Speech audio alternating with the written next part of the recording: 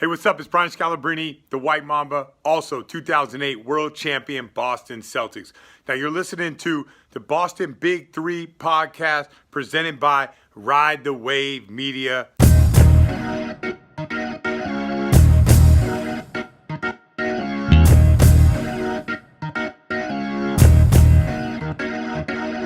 All right, Boston Big Three episode 87, presented by Ride the Wave Media, sponsored by BostonBig3.com, sponsored by TomMillerDesigns.com. Design websites, both from this podcast. I know Joe and Brandon do a lot of designs for the Boston's Big Three podcast. I'm not sure if the Hope Cam Newton posters up. If you saw Babs' Instagram live the other day, you see him ripping up any shred of hope. How funny is it? How funny is it that I ripped that up? I ripped the hoodie up, and Cam Newton has his best game of the season. Well, I was thinking that was going to happen. All right, let's just get right into it. Patriots out, NFL playoffs around the corner. Celtics, their season's starting to cook. Cam Newton, probably done as a Patriot. Every report that I've seen on social media said that. Everyone around kind of just has a general consensus that Cam Newton is out of Boston. Would you say this was a failed experiment, or is it just too many things went wrong in 2020 and Cam Newton took way too much of the blame? First of all, Adam Schefter came out with the report pre-game and said that they're going to be splitting up, the Cam Newton and the Patriots, correct? So Adam Schefter put this out there, and listen, guys, Adam Schefter is a national news media outlet. That's who he is. So with this case, it's week 17. The Patriots are done. They're not going to the playoffs. There's no more news about the Patriots.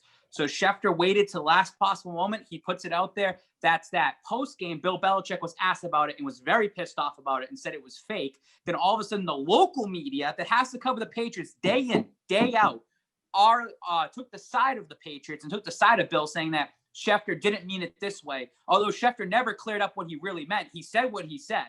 They're splitting ways. In the Cam Newton experiment is done. Is it a failure?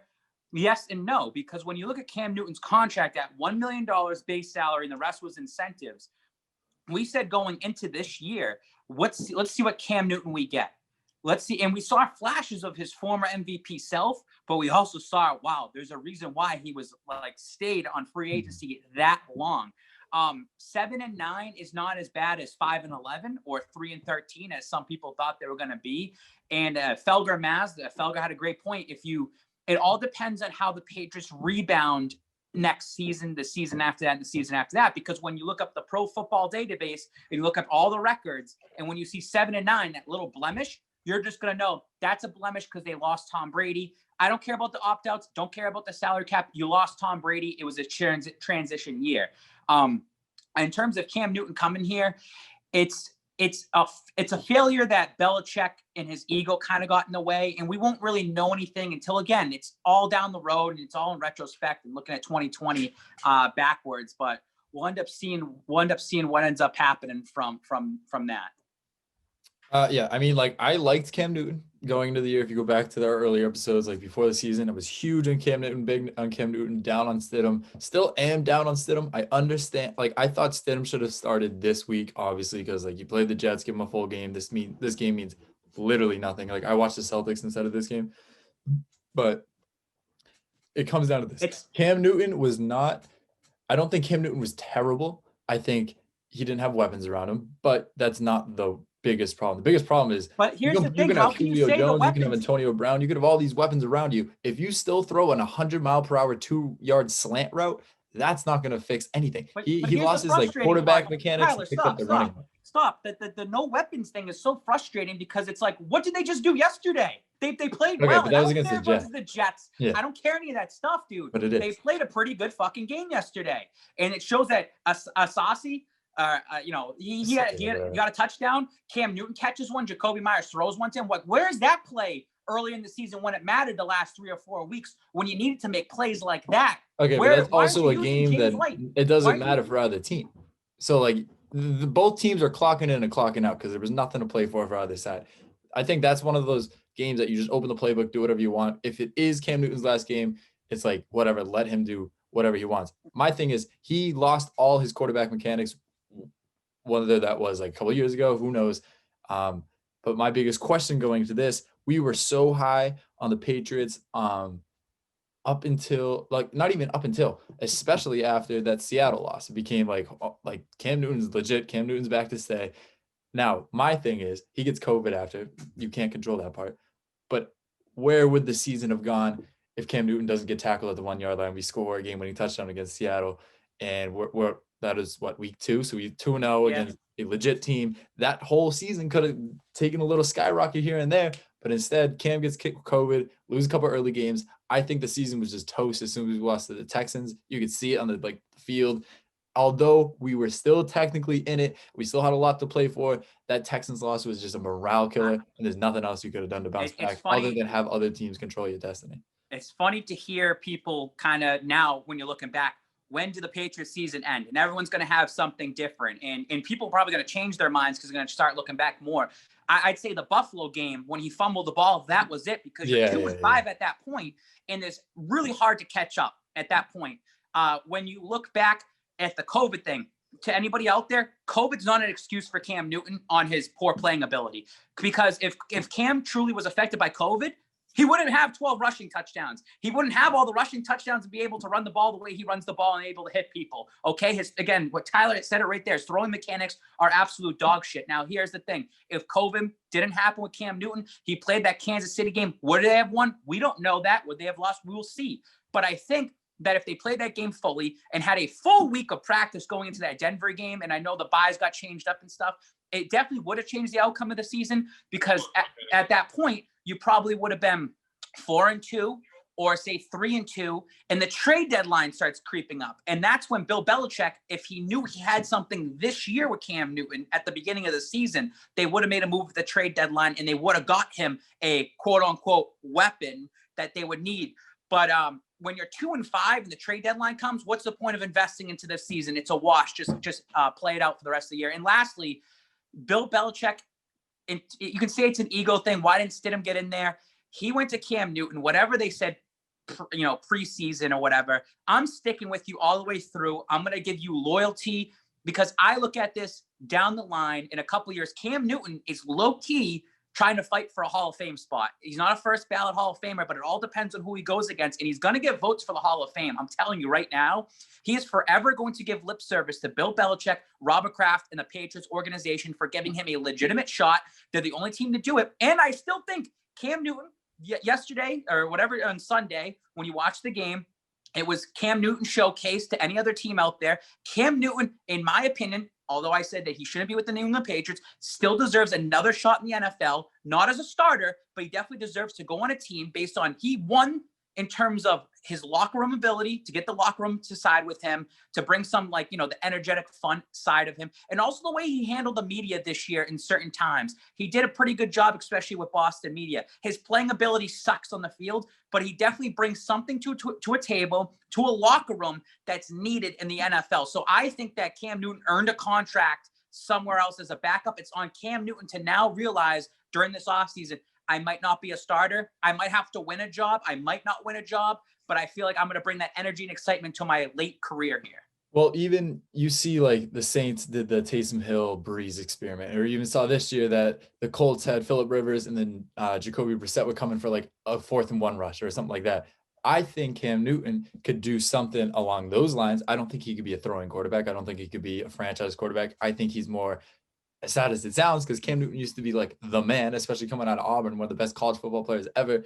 I think his career is, unfortunately, at that point, it's like similar to Derrick Rose, except he didn't get injuries. People just don't put the same respect on the name as it used to have. You have to have Cam as like one of those type of guys. Now, I don't know what team that is. If it's like, say, the Colts again next year, they stick with Phillip Rivers, even though I think Wentz is going to go there. But if they stick with, say, Phillip Rivers, and you need Cam Newton to make those rushing plays. Now, although that'll probably throw off the whole thing, like, oh, this guy's in, it's going to be a rush. He still had 12 rushing touchdowns or whatever he had. He still had crazy amount of rushing yards. He was the best rusher on the Patriots. I think that's where his career is heading. I don't know what team. I don't think it'll be the Patriots. But the question is it Stidham again, or is it going to be someone else? Is Cam Newton going to accept that role? And that's the thing. You talk about an ego. You talk about the swagger that he's played, a national champion, an MVP, played in a Super Bowl. Does he want to accept that his role is starting to reduce towards the end of his career? because his career is almost over. He's never going to have the opportunity that he just had with the New England Patriots. And a little credit, and I said yesterday, credit where credit's due. He played 15 out of 16 games. He would have played all 16 games if he didn't have COVID. So he gutted it out the entire season. I just don't see a team that's going to take him unless they're desperate. I mean, I said this. I think the Jacksonville Jaguars, they're going to get Trevor Lawrence. So the Jets, or they could take Fields. You never know. But let's say if Justin Fields gets brought in, why not bring Cam Newton in with Justin Fields? Why not bring Cam Newton into Arizona to help Kyler Murray out a little bit and be in that locker room where I know Fitzgerald is about to retire. So you're losing a veteran right there in Fitzgerald. Why don't you get Cam Newton in there to bring some veteran role in there? It's just, can Cam Newton accept that he's going to be a bench guy and he's just going to be kind of on the sidelines and stuff? Or does he just want to say, you know what, I'm hanging it up. That's it. My career is done. I'm going to leave it at that because I don't want to be known as a guy that's just going to go team to team, a backup. I don't want to. And again, he said this to the Boston media. The one thing I missed was my family. I missed my kids. I missed this and that. Well, does he want to keep going to these different road sites? Like, he's not going to stay in Charlotte. He's not going to be in one place like for the next couple of years. He's probably going to bounce around. Does he want to do that? So it's a lot to take in for Cam Newton. And again, for Patriots fans out there, the time's ticking right now. Right now we're in the offseason, correct?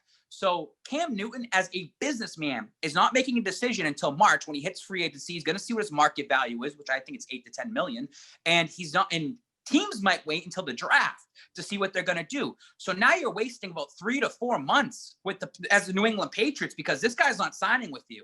The only quarterback that's signed on the active roster for the New England Patriots is Jarrett Stidham. So Stidham, if you got anything with you, these next 11 to 12 weeks are so important for you to showcase that, hey, I still have him taking this serious. And again, I think that the Patriots are if Stidham is not your guy, and I believe in him, but if he's not your guy, you're kind of screwed because even if you go out to free agency, even if you make a trade, it's going to be hard to grab another guy, throw him in the system, learn the playbook, try to cover his flaws. Like I can understand with Cam Newton, where you brought him in, he said, this playbook's like calculus, and you try to catch him up. I only say that you bring Cam Newton back as if your free agency, there's nothing there. There's nothing worth a trade. And it's just like, hey, you're our last option. And this is what we're going to be able to give you. There's been rumors. A rumor was out yesterday that the Niners might be moving on from Jimmy Garoppolo. They might straight up cut him. Can Bill Belichick fall ass backwards into Jimmy Garoppolo? It could be possible. Could it be Matt Stafford? It could be possible. How much do we think Garoppolo, I guess, has improved since he left? Like New England, he made a Super Bowl. He was one of those quarterbacks that the defense. He fell ass backwards in that Super Bowl. Yeah, that's what I'm saying. Although he was good, although he's been a solid, I'd say like middle of the line quarterback. It does nothing too crazy. Doesn't do anything too terrible. He's just like the bar. Do you think with his time in New England, obviously coming back, he'd have a little more of an advantage? But do you think that Garoppolo is the answer? I don't think that we have an answer in sight. I don't think even if we get a name that's being thrown around, even if we get Matt Stafford isn't going to lead a 12-4 New England team or a 13-3 or something like that. Like, I think there's going to be a lot of years coming down the line that we see 10-6, 9-7, like 11-5, because until you have a quarterback, the NFL means nothing. You can see all these talented rosters and always, well, 90% of the time, I just said how defense could win Super Bowls, but 99% of the time, the best team, the team who wins the Super Bowl, has a competent quarterback that can control the pace of a game, that can make the plays. I don't think that there's anyone on the roster or any free agent out there, and I don't think outside of Lawrence and maybe Justin Fields, anyone in the draft that's going to do that. You see Kyle Trask, but like even then, you don't know until you know. And then, so another thing too is a couple things is that for the draft, if you get a Mac Jones, let's say, if you get a Trask, if you get a Wilson, whoever they end up getting, right? If you want that first round quarterback, they're not starting week one. They're not starting week one. They're not doing that. They wouldn't even beat out Stidham. I don't care if Stidham sucks. Stidham would start week one, or some, road quarterback that they bring in, journey quarterback. Cam Newton, the thing with him is, I will give him credit. He had heart all season. He tried. I will say his body language when they were losing looked pretty bad at points, but that's the type of quarterback you want. Matt Stafford is going to have some heart and grit because he hasn't been to a Super Bowl. He hasn't been to any meaningful playoff games. So Belichick's going to push you. Jimmy Garoppolo, I think in my mind, has made his money. He won his Super Bowls as a backup. he really doesn't have anything to truly play for. He played in a Super Bowl. It really doesn't matter to him. Yeah, he's not going to you the have Hall your of money, Fame. you're It's set. not like there's nothing he could do unless he wins a Super Bowl from now until he retires. Like Yeah. every year, that's going to But push how him much is to the his next heart? head. Yeah, How much is his heart going to be in it? So Exactly. I look at this, the quarterback position. I think you stick with Stidham. You draft the guy in the second, third, or fourth round because you need a guy behind Stidham. You take Brian Hoyer and you make him your quarterbacks coach, or you make him an offensive coach because I think he's going to retire. And I think that the only option you should go on the table is grab Jameis Winston. You should grab someone that's going to be super cheap because his contract, he didn't do anything this year. His contract was $1 million. You can bring him in as a camp body. You can see what he has, have him compete with Stidham, have your third guy just kind of sit behind there. And I just think that another thing with Bill Belichick is you're at a position with your quarterback that you don't want to spend money on. Why would you bring Stafford in? Because how much money are you going to have to spend on Stafford? How much money are you going to have to spend on Garoppolo? Because you could be taking this $10 million, $15 or $20 million and using it around a guy. Like say Jarrett Stidham was your guy next year. Go draft a wide receiver for him. Go get an offensive lineman, spend the money on offense, cover his flaws. Like cover what, if you don't think he's a good passer, cover those flaws. You can do that. So any quarterback that they bring in, if they bring in Jameis Winston, you could do the same thing. So no matter what, this is an interesting offseason. It gives everybody content or something to talk about. If you're a diehard New England Patriots fan and you're still on this team, it's making you watch. Belichick, listen, guy, you can't make any mistakes. You could be cute with some of your picks. You could be cute with free agency. You don't have Tom Brady buffer anymore. You're allowed this one off season. You're allowed to have kind of a shit year. That's it. That's all it is. Now at the cap space, you have a 15th overall pick. You should be, and you're 7-9, which means that this team cannot get any worse next year. No way. This team looked atrocious at times. I don't see how this team could get any worse next year. You should be able to at least be over 500, 9-7 next year. That's where we should be starting them at. And we'll see what they do forward. And I mean, there's 7 teams that make a playoffs now. So you should be able to get into a playoff spot next year. All right, speaking of playoffs, brackets are officially out. The new, only one team gets a bye. I like that rule. I guess we'll just run through the games real quick. 4 seed versus 5 seed. Tennessee versus Baltimore. Derrick Henry, first 2K rusher in a while. I think this is what, Adrian Peterson? Yeah. I think the Titans win simply because the Lamar Jackson fraud. Like, I love Lamar Jackson until he proves me wrong and wins a playoff game. And like, they're cooking though. They're one of their last 5 games after having like a middle of the road type of season in the middle. Tennessee's not looking the best. They looked way better, I think, earlier in the season. But I don't know. I think just until Lamar Jackson proves me wrong, we're going to bet against them in the playoffs. Yeah, I mean, plus you look at last year, Tennessee made the AFC title game, and I have them making it again this year. I just think that this is Tennessee's territory. They did it last year. They can do it again this year and beat the Ravens and somewhat shock them again, even though it won't be a shocker. But I think the Titans are they're going to be a respectable playoff team year in and year out, especially with Vrabel. I think he's got something cooking down there. I'll take Tennessee. Cleveland, Pittsburgh. Now, although this won't happen, I want the Cleveland Browns so badly to win the Super Bowl. For, like, all of my heart wants to see Baker Mayfield be a Super Bowl champion. I don't think they get past the Steelers, which is going to halt that dream real quick. But the Steelers are so fraudulent, it hurts. Yep. All right, no, I'm picking the Browns. Browns over Steelers. Take it to the bank. Chase Claypool, Juju Smith-Schuster. They're going to be focusing on the TikTok careers after this. That's a shirt that you guys made, the Juju one. Anyways, Browns over Steelers. That's what I got. Yeah, I mean, Mason Rudolph played this past game. Big Ben sat out. Mm-hmm. And it's funny because now they're playing each other again, back-to-back weeks, which is wild. I just look at Big Ben it's going to have a slow start in this game. It's like he took a bye week almost. Yeah, that's what I was thinking too. He's at that point that I don't think any time off in the middle of the season helps him. No, I don't think so either. And I think they've been looking pretty bad on offense. I mean, the Browns are going to play with nothing to lose, and there's going to be a ton of pressure on Pittsburgh because if you lose to the Cleveland Browns, a team that hasn't been in the playoffs for a long time, and I just like storyline, so I want, and I don't have the Browns going too far because if the Browns win this game, I have them, and we just picked Tennessee. That means the Browns would most likely end up playing Kansas City. But I just think that Cleveland fans can hold this over Pittsburgh and hold it over the division for years to come, being like, remember when we beat you in the playoffs? Like, that's what I want to see. So I'm rooting for Baker Mayfield too. I think Baker Mayfield is somebody that it's been a couple years now. He's a kind of a likable guy. He's went through his woes in a way. And it's kind of funny that they don't have Odell and he got hurt and that team's still good. They're in a playoff. So Jarvis Landry. All right. Speaking of Bills, Colts 2-7.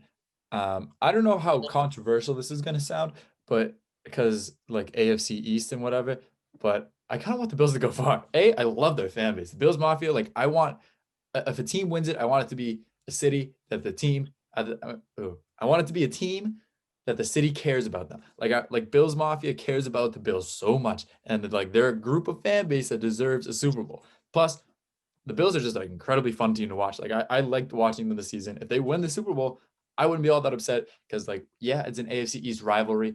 When's the last time that they've actually been our rivals? When's the last time that they've stopped us from doing anything? It's like one of those, like you just said, the Steelers Browns. It would be like the Bills beat us in a regular season. They could just chirp all they want in the regular season, but at the end of the day, we're a Super Bowl champion. They haven't done that to us. The Bills haven't done that to the Patriots. So if they win it all, I'm like, hey, that's kind of cool because I just like Josh Allen a ton. I like Stephon Diggs.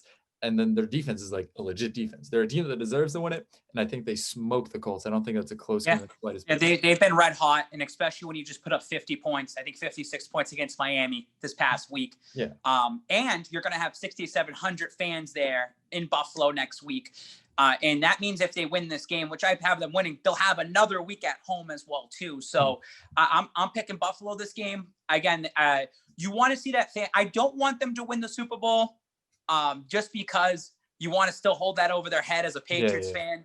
And that's what I want to do because then they'll hold this over your head. Like, oh, we're the new dynasty. Your dynasty's over. We've won more recently than you have. Like, that's what they're going to do. But I have some plans for next year too, if they don't win. So I am rooting for Buffalo this game. I would not be shocked if Indy goes in there and wins. You just never know. I like Frank Reich as a coach. You never know what Phillip Rivers has, but this is a Rivers game, and he's just going to choke and just throw like 3 interceptions and just look like poop. I think there's already so much like probability, or there's just already so much talk that it's like Wentz to the Colts, and that they came as the 7th seed. They only came in because stuff worked out their way. They faced Jacksonville, like when a team that's trying to lose, win in your end game. That works. Like you always want to make the playoffs. I think they know they're not going to win the Super Bowl. I think they're already kind of looking ahead till next year, knowing their season's going to end this weekend. I'm not sure if Rivers can still even do the whole thing. So how does that go for Rivers' mentality to know that your job's not here next year? I don't even think this could be your last shot. Yeah. Do you think he play anywhere? But Rivers' entire career has been him trying to make a 2-minute comeback and never doing it, like, and throwing a pick away. So if he were to do it, that would be like the latest time possible to do it. So I'd be shocked if he does it. I think the Bills win big. NFC, Tampa Bay versus the Washington football team. And this is another one of those games that I think is going to be another blowout. And I think a lot of people are going to just be saying, oh, I think Washington will win because it's a fun storyline because Alex Smith and the NFC East and all that mayhem. And I think they're like, maybe they can make it. Tom Brady's not going to lose in the wild card weekend, especially in Tampa, especially when he has like a legitimate shot to go up against Aaron Rodgers or Drew Brees or all these people, like all those NFC quarterbacks that all these matchups wanted to see when he was in New England, but we could make the Super Bowl and they couldn't. So that's the only thing stopping those matchups. I think Brady has a lot to play for in these playoffs. And are you going to be one of those on the side rooting for Tampa Bay in a sense, or no, because Brady left the Pats didn't make it, all that like stuff? I've said it. I don't care. I want this Tampa Bay to win the Super Bowl strictly for Tom Brady. Like, I don't care if he wins a Super Bowl on another team. That's not going to take anything away from that he did with the Patriots. And it's only going to solidify him as like, hey, he is the greatest football player ever of all time. Tampa.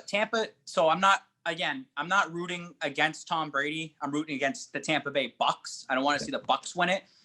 So in this case is that, again, like Tom Brady this year, he didn't win the division. He didn't win the MVP, but by God, he put up 43 touchdowns at his age of 43 years old. He still has it. And on the record, I've never said that Tom Brady's washed. I never said it's over with. He's still playing at the top of his game.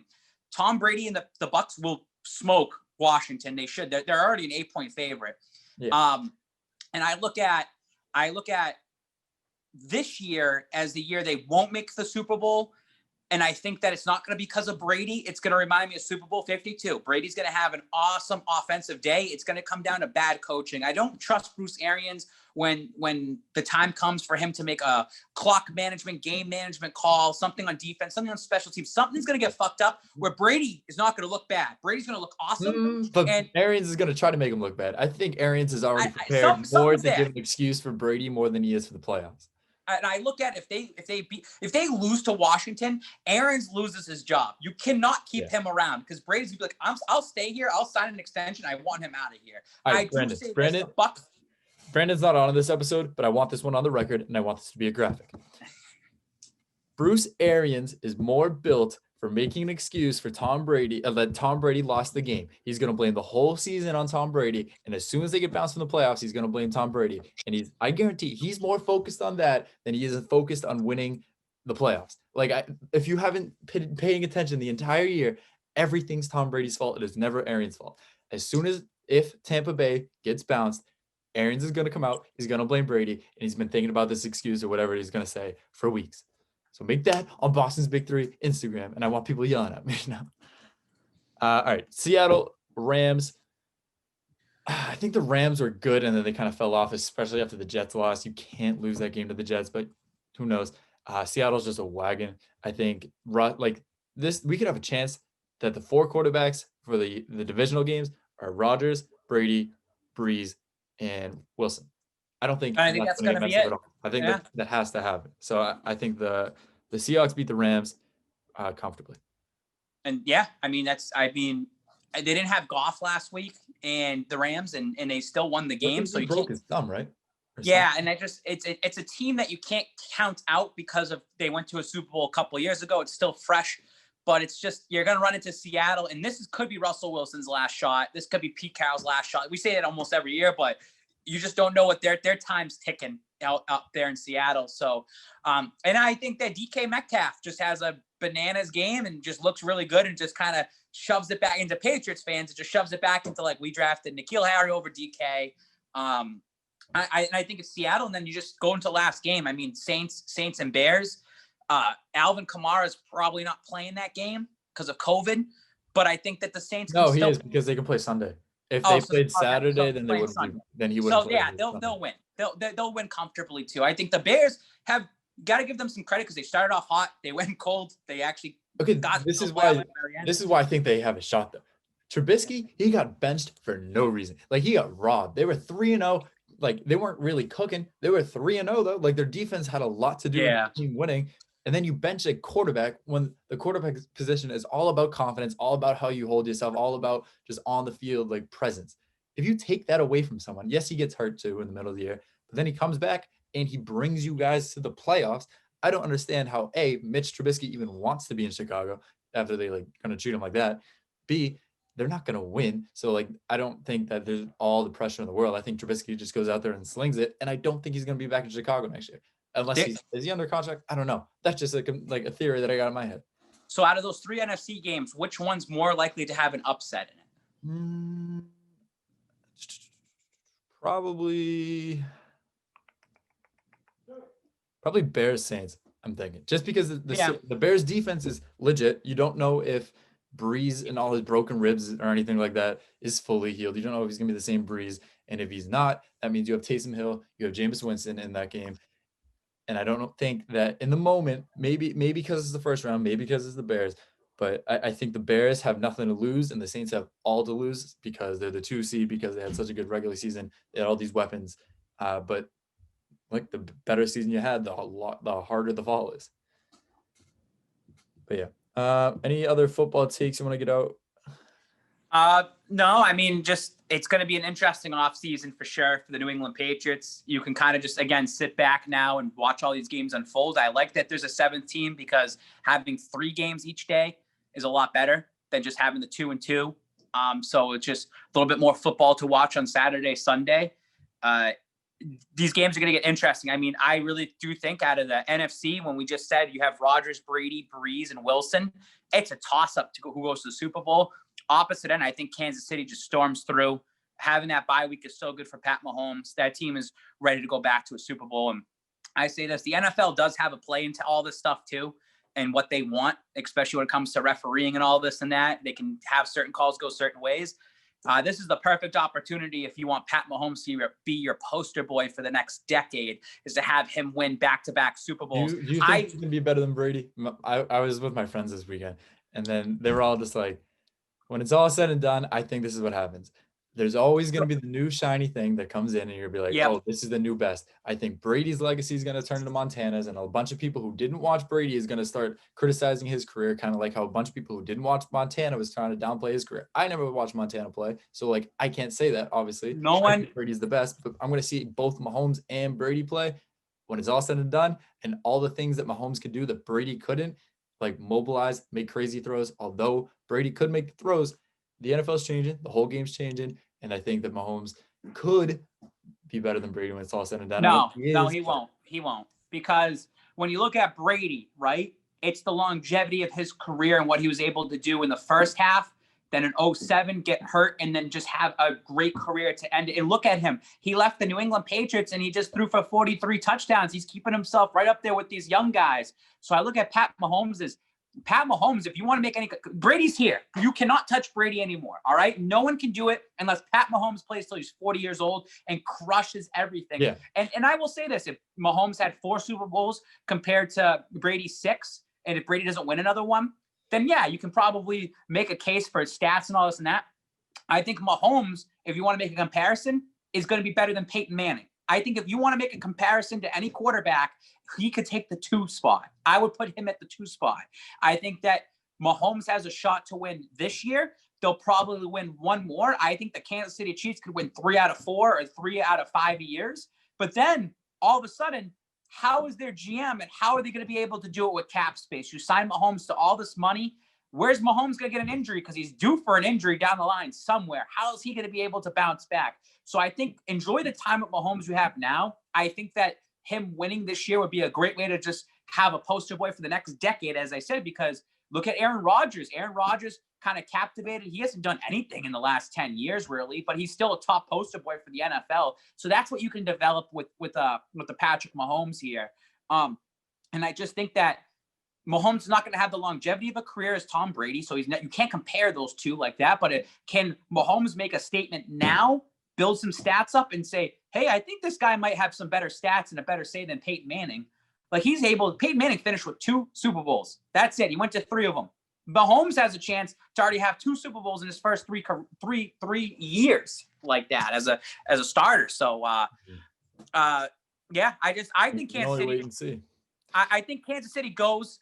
I think Green Bay. I think Aaron Rodgers will get it. If Aaron Rodgers wins, I think we talked about this in our little chat, but Aaron Rodgers, I think, shoots up to the top 5 quarterbacks of all time if he can win it this year, especially at this stage of his career right now. And he's playing. He might be the MVP this year too. He looks like it. Yeah, he should be. So it will be interesting to see him get it. But I think Kansas City, no matter if Kansas City plays Seattle, Tampa, New Orleans, Seattle, I already said that. New Orleans, Seattle, Tampa, or Green Bay, it'll be a great game. Great Super Bowl. And I think it'll be better than last year's.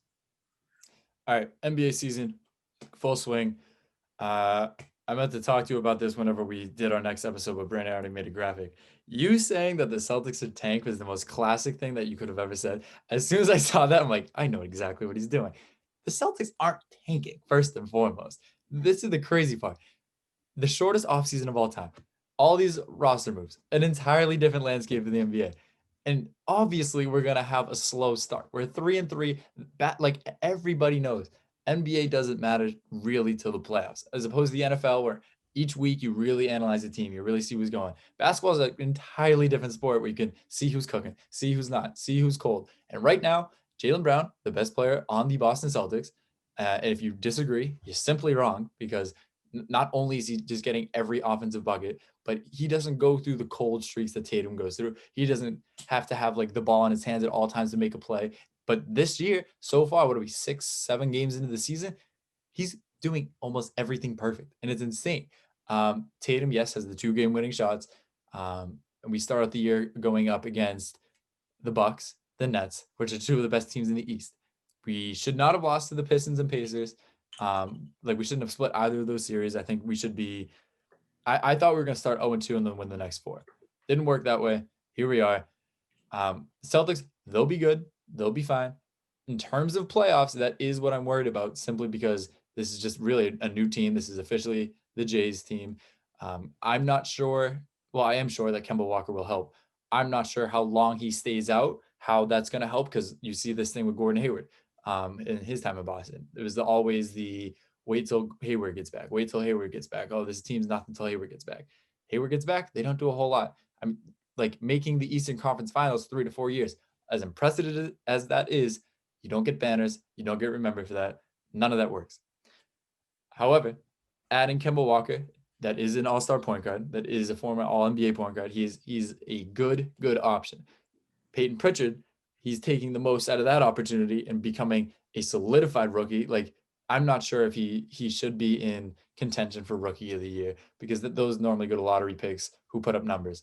But are we talking strictly value of rookies and the people who get like the most attention for their new team? This guy's getting 20 minutes a game and he's looked just straight up comfortable with the ball. He's fitting in perfectly with his offense. Jeff Teague, he's another veteran guy that we got that people weren't high on, and he's not there to get 25 wins a game. He's not there to dish out 13 assists a game. He's just there to control the pace of the game, hit the occasional three-pointer, which he's been doing. He just can't hit two-pointers for some reason, as close as you get. And then you have Tristan Thompson, which another thing that people didn't want, because like, I hate the word casual fan, but like all the casual fans are like, oh, the Kardashian curse, this, and that. And I said, these were two perfect signings. They're not names. They're just production. Tristan Thompson, I think I saw a stat the other day. He's leading the whole league in offensive rebounds. And if you just watch the games, he's just putting bodies on everybody. And that's something that the Celtics haven't had in a while. Yeah, you have Marcus Smart, like, going for whatever rebounds. You have Tatum and Brown finally starting to pull down rebounds. But in terms of big guys, when you have Tyson there, who's like, he doesn't not fight for it, but he's not as aggressive because it's probably going to be a foul on him. You see Robert Williams' production goes sky high. The people I'm down on, though, is like Grant Williams, the rookie people like that came back that were supposed to kind of take a jump like this. I think they're working itself out. And like, Stevens, criticize him for late game decisions, criticize him for lineups or whatever you want. We're 6 games into the season. We can't think that the world's burned. We can't think that everything's going like downhill because we're 6 games into the season. We're fine. We're going to just see how this all rocks out. And I think the Celtics are going to be the 3 seed, like I said in the beginning of the year, or maybe I said 2 seed, but 3 seed. So I like how Brendan will just take pieces and I say something and it'll be taken out of context and that. In terms of the tanking thing, I was just saying more for the longevity of the Celtics, depending on how they end up going in the first half of the season. You might want to cut the cord on Kemba Walker and say, hey, it might not be worth it. Just rest up for next year. I mean, this could be a good opportunity. The Celtics are missing something still. You know they're missing something. Yeah. There's always that one. They're always that one piece away. And even with this team, they're still one piece away. I mean, I said this would be a fun team to root for this year. You're going to buy into them at some point. When they go on that hot streak, they're going to win 5 or 6 in a row. And especially now with the Patriots done, all those fans are looking for another sport to watch. They're going to start paying attention to the Boston Celtics. So yeah, it's about to be the worst time of the year when 98.5 and WEI start talking about the Celtics, because those guys don't know anything what they talk about, and they still get people like they still control people's opinions. And the fact that those wrong opinions, like, not even saying like, oh, it's my opinion, doesn't matter. No, those opinions are just flat out wrong. Those are the types of things that are being spread to the masses and going in people's brains. And that's the annoying part. If you want to listen to legit NBA coverage for the Celtics, Boston's Big 3 is your answer, not 95 the Sports, not WEI. When you look at Peyton Pritchard, this is the perfect opportunity. Hey, kid, this is your only chance. This is what you're getting because Kemba's out, and he's taking advantage of it right now. And I said it right at the beginning, like, he's going to become a fan favorite because he's that typical white kid that, like, Boston fans are going to root for, because I guess Boston, you know, I mean, that's what everybody's thinking. We have to say it. Yeah. But at the same time, Pritchard, it's great for the team because, as you're saying, you know, he's kind of putting himself as a rookie of the year candidate, but he won't get it. But 6-man, like, he could end up being that 6-man. He's that somebody that can be coming 20 minutes a game with no NBA experience coming into this. 20 minutes a game is nothing to sniff at. That is at least half the game. No, about half the game. Yeah, so this is a great that he's getting his opportunity. It's good for Stevens and Ainge to be like, we're developing somebody right here, especially when the roster's getting a little bit tighter. So we have like a guy like Romeo Langford whenever he comes back. But hey, your minutes are getting. Are you going to find a spot in this team? Everyone needs to find a spot on this team. And and someone can easily jump somebody else. Tristan Thompson. Yeah, I was about to say. But Tristan the big guys Thompson coming in, and you see Rob Will doing good, and even you see Semi Ojeleye like having a hot start to the season. I'm not 100% sold on Ojeleye still, but someone like I just said don't overreact. But someone I'm not high on that I think the organization is Grant Williams still. Grant Williams, for as solid as he is, for as like still raw to the league and new to the league as he is, the only thing he's really done is kind of improve shooting, but that's more field goal attempts for shots that we don't need. I'm a casual when it comes to the Celtics, right? So like I don't watch every single game. I know I'll try to catch it, but when I put the game on Sunday night and we had it on, me and Michelle were watching it with Tristan Thompson. You know, I haven't watched most of the game, but then the stat line pops up at the end of the game when he's shooting free throws. 11 points, 11 rebounds. That's what I like to see, because that's he's a double machine. And I saw rebounds, and for how many years? 12 years. We've needed rebounding. We just need rebounding. Even the 2008 Celtics, the 2010 Celtics, they were missing rebounders. Even when you had Garnett and Perkins, it's just they always got out-rebounded. And I just said, I want a big man. And Tristan Thompson isn't a big man, but he's out there to fight for boards. That's going to win you games. It's going to give you more possessions, which now you have a guy like Jaylen Brown and Jason Tatum that you feel comfortable out there, Boston Celtics fans. These guys can make big shots. Jason Tatum hit the game winner, correct? But Jaylen Brown had a pretty big three-pointer right before that as well. Literally the play before that nobody. Yes, so it's to get them in the game. So it's just that the fact is that Jaylen Brown, and I said this last Boston's big three, he's outplaying Jason Tatum right now. That's good though. I mean, that's fun. Yeah, it shouldn't be a competition. We should be celebrating both of them. Yes, absolutely, because I believe that this is Jason Tatum's team. This is going to be Jason, whether you like it or not. He's the captain guy, right? Everyone knows that. And Jaylen Brown has the comfortability of being the player who he is. Where was Jaylen Brown drafted, by the way? What pick was he? 3. So he has no pressure right now of being the team captain, that this is my team and I have to take over. No, he could just go out there and play his game of basketball. Jason Tatum can take all that responsibility and all that work. And I said Tatum's also drafted 3, but I said, yeah, but I'm just saying that as if you're drafted 3 overall, you're taking a lot of pressure and responsibility to be a franchise player for that team, wherever you get drafted to. Jaylen Brown, and I said this to GRD the other day. Remember when Jaylen Brown got booed? When everyone booed him because they made that pick, and now look where he is years later. It's just crazy. Things are stupid. But I do like Rob Williams. The thing that is most aggravating as a Celtics fan to start the year is that Stevens keeps doing that double big lineup to start the game with Tice and Thompson. Now, if you have to do this lineup, if Stevens is drawing up lineups and he always goes to that double big to start the game, and you have to absolutely choose that, Tice should not be in. It should be Robert Williams instead. However, I understand why Robert Williams is staying on the bench, because he's a crazy spark plug that not a lot of teams have. He's a almost 7-footer. They can run 100 miles per hour and jump 100 feet in the air and block any shot. That's something that should have value coming off the bench.